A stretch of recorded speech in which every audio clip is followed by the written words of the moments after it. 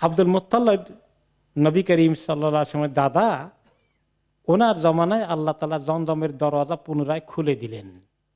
কিভাবে খুললেন, কিভাবে আবিষ্কার হলো আবার, এ ব্যাপারে আলী রাদিয়াল্লাহু আনহু, যিনি আব্দুল মুত্তালিবের নাতি, আবু তালেবের ছেলে, উনি আব্দুল মুত্তালিব থেকে একটি গল্প করেছেন। আব্দুল মুত্তালিব তার নাতি আলী রাদিয়াল্লাহু আনহুর কাছে বর্ণনা করলেন। তো উনি বলেন যে আমাকে ছোট বয়সে আমার দাদা গল্প করেছিলেন কিভাবে জমজমের কূপ ওনার হাতে পুনরায় আবিষ্কার হলো। আব্দুল মুত্তালিব তিনি ঘুমিয়ে আছেন, ইন্নী লানা ইমুন, আমি ঘুমন্ত অবস্থায় আছি, ফিল হেজরে, এবং ওই মাকামে ইব্রাহিমের পাশেই কাবার, ওখানে আমি শুয়ে আছি এক সময়। ঈদ আতানি আতিন, এবং শোয়া অবস্থা আমার ঘুম এসেছে, আমি দেখি যে আমার কাছে কেউ একজন আসলো, আমি ঘুমের মধ্যে আছি। ফাকাল আলী ওহফুর তাইবাতান, আমাকে বলল যে খোঁড়ো ভালো একটা তাইবা, ভালো কুয়া, ভালো জিনিস, ওটা খুঁড়ে বের করো। কলা কুলতু আমা তাইবা, আমি বললাম কি ভালো জিনিস, কি ভালো কুয়া, কোনটা ভালো, কোনটার কথা বলছেন? সুম্মা যাহাবা আন্নী, অতঃপর তিনি চলে গেলেন, যিনি আমাকে ফার্দার কিছু বললেন না তিনি। এভাবেই এই দিনের স্বপ্ন শেষ। পরের দিন আবার আমি শুয়ে আছি একই জায়গায়। ফানিমতু ফীহি ফাজাআনী ফাকালা উহফুর বাররাতান, এখন আমাকে বলল যে আপনি খোঁড়েন, যেটার মধ্যে নেকির জিনিস আছে, কল্যাণের জিনিস আছে, এটা খোঁড়েন। আমি বললাম কোথায়, কি খুঁড়বো, কোন জায়গায়? আর কিছু না, চলে গেল স্বপ্নটা। আবার থার্ড ডে, পরের দিন আবার ঘুমিয়েছি, একই খবর। ওহফুরিল মাদনুনা, এই যে মাদনুনাকে খোঁড়েন, যেটাকে অনেক কষ্ট করে মানুষ হেফাজত করে দেয় না কারো কাছে, খুব সংরক্ষণ করে, এমন জিনিসটাকে খোঁড়েন, বের করেন। একই অবস্থা, প্রশ্ন করলাম, আবার চলে গেল। এরপরে পরের দিন আবার আমি ঘুমিয়েছি। তখন 3 দিন পরে এই দিনের স্বপ্নে বলা হচ্ছে ওহফুর জামজাম, জমজম খুঁড়ে বের করেন। তখন তারা এই কয়েক শতাব্দীর আগের ঘটনা, তো তারা জমজম ভুলেই গেছে। জমজম কি জিনিস আবার? বলে যে এমন একটা পানি, লা তুনজাফু আবাদান, এই পানির ফোয়ারা কখনো বন্ধ হবে না। ওই যে খুঁড়েছে আব্দুল মুত্তালিব, এখন পর্যন্ত পৃথিবীর ইতিহাস কি বলে, একদিনের জন্য জমজমের পানি বন্ধ হয়েছে? সুবহানাল্লাহ, মুজিজা আল্লাহ তাআলার। ওয়ালা তুজাম্মু, এই পানি কোনোদিন দোষযুক্ত হবে না, এই পানি কোনো সময় ক্ষতিকর হবে না। তখন তিনি জায়গা দেখিয়ে দিলেন যে ওই জায়গায় খুঁজলে তুমি পাবে। জমজমের পানির কি উপকার আছে ওইখানে সংক্ষিপ্ত আকারে বলা হয়েছে, এর মধ্যে কোনো ক্ষতি নাই, কিন্তু মেসেজ আছে কি, এর মধ্যে অনেক উপকার, অনেক ফায়দা আছে। তো আব্দুল মুত্তালিব তো আর নবী না, এতটুকুনার ফায়দা ওনার কাছে ওহী আসে নাই, স্বপ্নে একটুখানি ওনাকে ইঙ্গিত দেওয়া হয়েছে মাত্র। কিন্তু আমাদের নবী মুহাম্মদ সাল্লাল্লাহু আলাইহি সাল্লাম জমজমের পানির অপূর্ব উপকার আছে, এর যে উপকারের সমাহার আছে, তিনি তার খবর দিয়েছেন। আব্দুল মুত্তালিবকে আল্লাহ তাআলা পাঠিয়ে দিলেন। এখন আব্দুল মুত্তালিব স্বপ্নে এবার চতুর্থ দিনে স্বপ্ন পেলেন কি, যে এই জমজম কি জিনিস, অনেক বরকতওয়ালা পানি, এর মধ্যে কোনো ক্ষতি নেই, অনেক উপকার আছে। কোথায় আছে? ওয়াদুল্লা আলামা উদয়হা, স্বপ্নে তাকে দেখানো হলো এক্স্যাক্টলি লোকেশন কোথায়, এটা একদম মিশে গেছে, কোনো চিহ্নও নাই, আর আলামতও নাই। ওনাকে বের করা হলো। তখন তিনি এই দেখলেন এই মোবারক জিনিস, এটা তাহলে আমরা বের করতে হবে।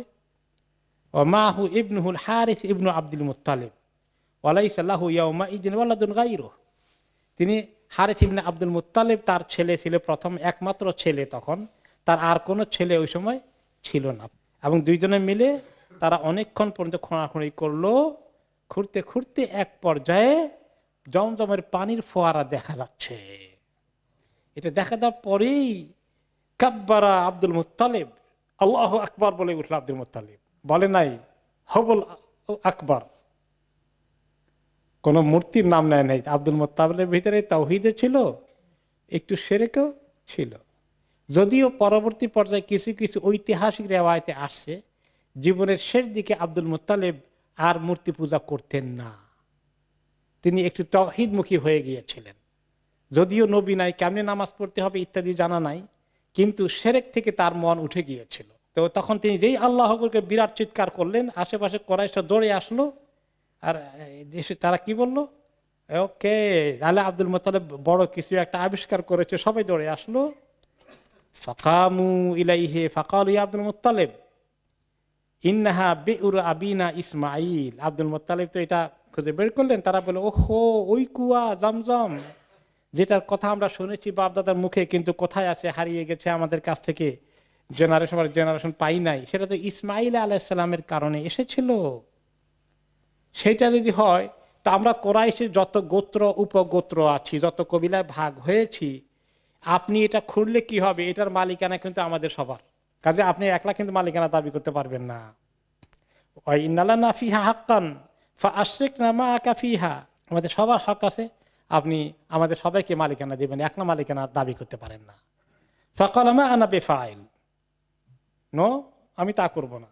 ইন্না হাযাল আমরা কাদ খুসসিসতু বিহি দুনাকুম ওয়া উতিতুহু মিন বাইনিকুম, আমাকে আল্লাহ তাআলা স্বপ্নে দেখিয়েছেন, এইটার কেয়ারটেকার আল্লাহ দায়িত্ব আমাকে দিয়েছেন, এটা তোমরা আল্লাহর ফয়সালার উপরে থেমে যাও, এটা নিয়ে টানাটানি করো না। তখন তারা কিছুতেই থামবে না। তিনি হয়তো কেন দিতে চান নাই, সবাই মিলে ভাগাভাগি টানাটানি করলে জিনিসটার এত হাতে ম্যানেজ করতে গেলে তো সুবিধা হবে না। তিনি সবাইকে পানি খেতে দিবেন, কিন্তু কেয়ারটেকারের দায়িত্ব ওনার হাতে রাখবেন, এটা ছিল ওনার পরিকল্পনা। কারণ উনি পার্সোনালি খুব বখিল প্রকৃতির লোক ছিলেন না। তার ব্যাপারে আব্দুল মুত্তালিব সাংঘাতিক উদারমনা, খুব দানশীল, সবচেয়ে বড় লিডার মক্কার, এবং অতি সম্মানিত, সবাই তাকে রেসপেক্ট করে। কিন্তু তিনি এই একটি কারণেই হয়তো কনসিডার করেছেন যে তিনি এটা তার হাতে রাখবেন, কিন্তু তারা কিছুতেই মানবে না। নো, আমরা ইসমাইলের, যেহেতু আমাদের পূর্বপুরুষ সবার বড় দাদা ইসমাইল, আমরা সবাই তার গোষ্ঠী, তার উসিলা আল্লাহ তাআলা দুনিয়াতে পাঠিয়েছেন, আমরা সবাই এটার মালিকানা অংশীদার আছি, আপনি আমাদেরকে বঞ্চিত করতে পারবেন না। এখন তো দরবার থামে না, এখন তো এটা নিয়ে মারামারি হয়ে যাবে, এটা নিয়ে এখন যুদ্ধ শুরু হয়ে যাবে। শেষ পর্যন্ত একটা ফয়সালা হলো যে একজন ভালো, একজন আলেমের কাছে গিয়ে আমরা এটার ফয়সালা নিয়ে আসি। সত্যিকার অর্থে এখন ওই জমানায় ইব্রাহিম আলাইহিস সালামের অনুসারী আলেম এই পর্যায়ে নাই। গণক আর জাদুকর এদেরকে তারা আলেম মনে করত, কি মুসিবতের কথা। এখন এরকম এক মহিলা আলেম পাওয়া গেছে, তার নাম হচ্ছে হুজাইম বনি সাদ গোত্র, একবারে সিরিয়ার একটি গোত্রর মধ্যে সে মহিলা থাকে, মক্কা থেকে বহু দূরে। তার কাছে গিয়ে ফয়সালা চাইবে যে আমাদের মধ্যে ফয়সালা করে দাও। তখন কুরাইশের বিভিন্ন কবিলার প্রতিনিধি আব্দুল মুত্তালিব নিজের কবিলার কয়েকজনকে নিয়ে ওখানে রওনা হয়ে গিয়েছেন, বহু দূর। সাথে পানি নিয়ে গেছিলেন, যেখান থেকে পানি জোগাড় করেছিলেন, যাই হোক টানাটানি করে পানি জানিয়েছেন। যেতে যেতে আধা রাস্তা গিয়ে আব্দুল মুত্তালিব যে পানি সাথে নিয়ে গেছিলেন সেটা শেষ হয়ে গেছে। এখন আব্দুল মুত্তালিব চিন্তা করলেন যে তোমাদের কাছে এখনো পানি আছে, যাদের কাছে বেশি একটু পানি চাইলেন, একটু পানি আমাদেরকে দাও। তো আমরা একটু তো পানি শেষ হয়ে গেছে, বলে তোমাদেরকে দিলে রাস্তা তো বাকি আছে, তখন আমাদেরটা শেষ হয়ে যাবে, তা আমরা তো আবার পিপাসায় মরবো, তাও দিবে না তারা।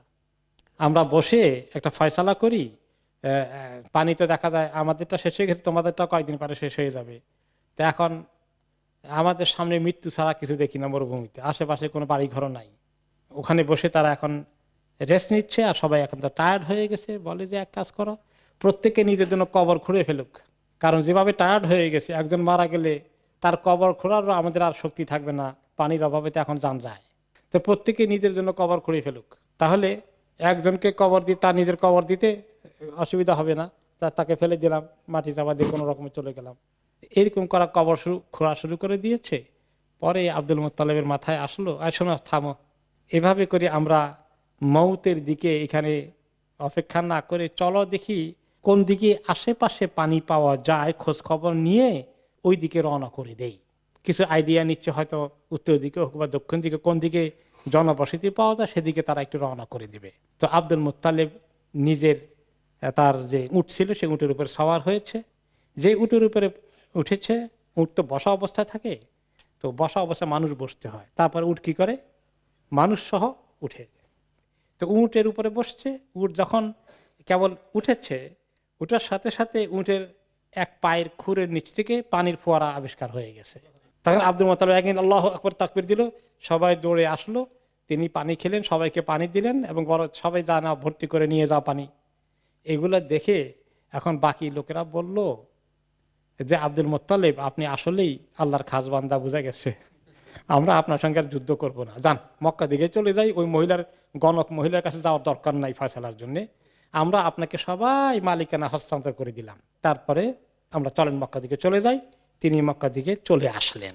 এই ঘটনা নবী করিম সাল্লাল্লাহু আলাইহি ওয়াসাল্লামের জন্মের বেশ কিছু আগে ঘটে।